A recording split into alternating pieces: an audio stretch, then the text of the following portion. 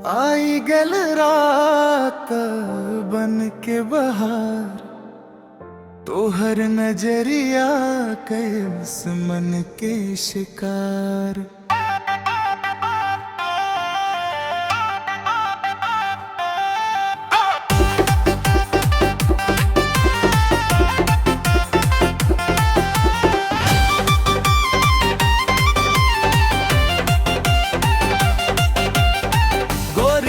तोहर चाल बा कमाल, गाल पर हंसी जैसे फुलवा के थाल।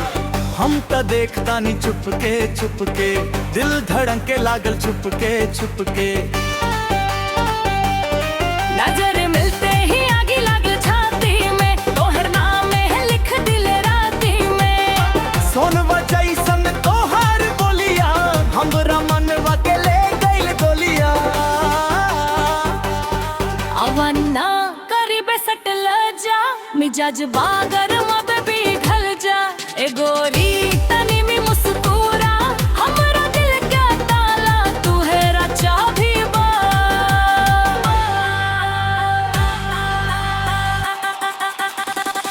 सदी के पिन तोहर अखिया में हम फंस गईनी। सदी के पिन दिलवा के रास्ता बदल दी है नी। सदी के पिन तोहरो मन बदलावे रोरी। सदी के पिन आजाद पूरा होके चोरी।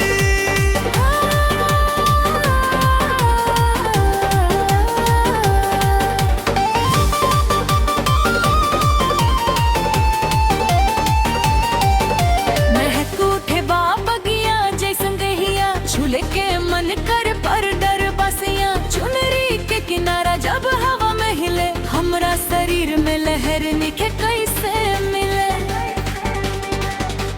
चूड़ी के छनक पायल के ताल, तोरे आगे लागे सब फीका मलाल। तू मुस्काएलू हम हंस दिहनी, मन के नगरिया में बस जैबू तू ही। अवरना करीबे सटला जा, मिजाज बागर मब भी ढल जा। ए गोरी तनी भी मुस्कुरा, हमरा दिल के ताला तू हो रचा भी बा।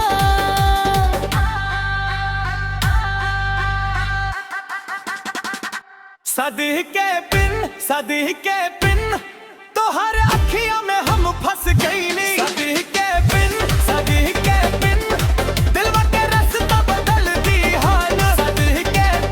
सदी के पिन तोहर मन बदलावे रोने। सदी के पिन अजरत पूरा होके चोरी।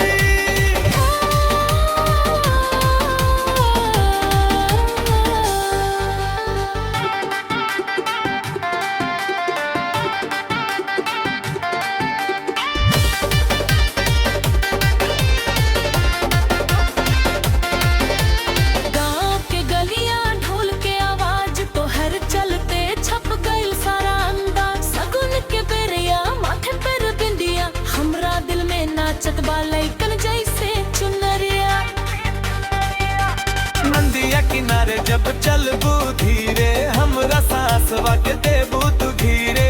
एक इशारा में खेल बन जाला, तोहार नखरा से दिन रतिया जाला। थोड़ा रुक तनी निहारा, हमरा मन के बातें अब सुना। ए हसीना दूर बगारा, आज की रात बस हमरे लागा। ओह बोलता सही। सदी के पिन तोहर